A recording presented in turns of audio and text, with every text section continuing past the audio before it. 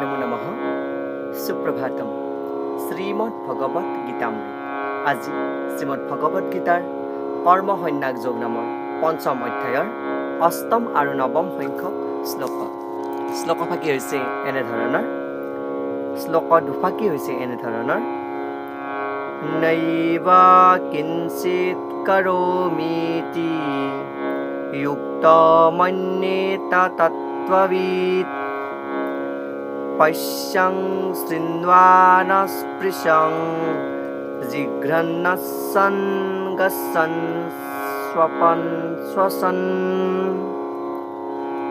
প্ৰলাপন বিসৃজন গৃহন্নুন্মিষন নিমিষন্নপি ইন্দ্ৰিয়ানিন্দ্ৰিয়াৰ্থেষু বৰ্তন্তেতি ধাৰয়ন।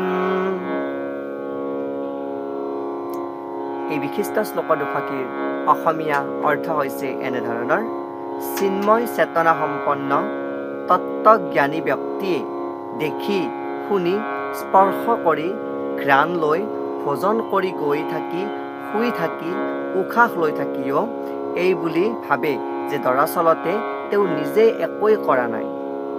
আৰু দ্বিতীয় শ্লোকফাকিৰ মানে 9 নম্বৰ শ্লোকফাকিৰ অৰ্থ হৈছে এনেধৰণৰ কথা কওঁতে ত্যাগ কৰোঁতে গ্ৰহণ কৰোঁতে চকু মেলোঁতে বা চকুৰ পচাৰ পেলাওঁতেও ইয়াকে ভাবে যে কেৱল ইন্দ্ৰিয়বিলাকৰহে ইন্দ্ৰিয়ৰ বিষয়বিলাকৰ লগত সম্পৰ্ক ঘটিছে আৰু তেওঁ সেইবিলাকক পৃথক বুলি অনুভৱ কৰে বুলি কোৱা প্ৰসংগত ভগৱান শ্ৰীকৃষ্ণই সখা অৰ্জুনৰ আগত এই শ্লোকফাকিৰ অৱতাৰণা কৰিছে বা শ্লোক দুফাকিৰ অৱতাৰণা কৰিছে। শ্লোক দুফাকিৰ তাৎপৰ্য হৈছে এনেধৰণৰ কৃষ্ণ ভাৱনা সম্পন্ন মানুহৰ জীৱনটোৱেই হৈছে পবিত্ৰ। ফলস্বৰূপে কৰ্তা কৰ্ম অধিষ্ঠান চেষ্টা আৰু দৈৱ এই পাঁচটা নিকট আৰু দূৰৱৰ্তী কাৰণৰ ওপৰত নিৰ্ভৰশীল কোনো কামৰ লগতে তেওঁৰ সম্পৰ্ক নাথাকে। কাৰণ হ'ল এই যে তেওঁৰ হৃদয়ত কৃষ্ণ ভাৱনা লৈ তেওঁ কেৱল ভগৱানৰ সেৱা ভক্তিৰ কামেৰে কৰি থাকে, যদিও দেখাত তেওঁ দেহ আৰু ইন্দ্ৰিয়বিলাককেই যে সকলো কাম কৰিছে, তথাপি দৰাচলতে তেওঁ ভগৱানৰ দাসৰূপে নিজৰ স্থিতিৰ বিষয়ে উপলব্ধি কৰি কেৱল আধ্যাত্মিকভাৱেহে কামত প্ৰবৃত্ত হৈছে। জড়চেতনাত ইন্দ্ৰিয়বিলাকে কেৱল ইন্দ্ৰিয় সুখৰ বাবেহে যে কাম কৰে, কিন্তু কৃষ্ণ ভাৱনাত ইন্দ্ৰিয়বিলাকে কৃষ্ণৰ ইন্দ্ৰিয় সন্তুষ্টিৰ বাবেহে কৰ্ম কৰি যায়। গতিকে দেখাত ইন্দ্ৰিয় কামতে ব্যস্ত হৈ থাকিলেও দৰাচলতে কৃষ্ণ ভাৱনা সম্পন্ন ব্যক্তি এজনে সদায় মুক্ত হৈ থাকে। দেখা শুনা আদি জ্ঞানেন্দ্ৰিয়ৰ কৰ্ম আৰু গৈ থকা কথা কোৱা ত্যাগ কৰা আদি সকলো কৰ্মেন্দ্ৰিয়ৰ কৰ্ম কৃষ্ণ ভাৱনা সম্পন্নৰে হয়।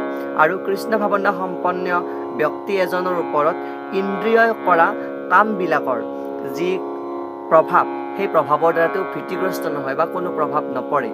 আৰু উল্লেখ কৰিছে যে তেনে ব্যক্তিয়ে কৃষ্ণৰ বাবে কৰা কামৰ বাহিৰে আন কোনো কাম কৰিব নোৱাৰে, কাৰণ তেওঁ জানে যে তেওঁৰ কেৱল কৃষ্ণৰ ওপৰত নিত্য দাস হিচাপে সমৰ্পিত কৰিছে আৰু তেওঁ ভগৱান কৃষ্ণৰে নিত্য দাস। সেয়েহে তেওঁ ভগৱান কৃষ্ণৰ সন্তুষ্টিৰ কাৰণে এই জ্ঞানেন্দ্ৰিয় সৈতে কৰ্মেন্দ্ৰিয় নিয়োজিত কৰে বুলি কোৱা প্ৰসংগত এই ভাষ্যকাৰে ভাষ্যৰ কথাখিনি অৱতাৰণা কৰিছে। এই শ্লোকফাকিৰ সৰল গুণাৰ্থ। ধন্যবাদ।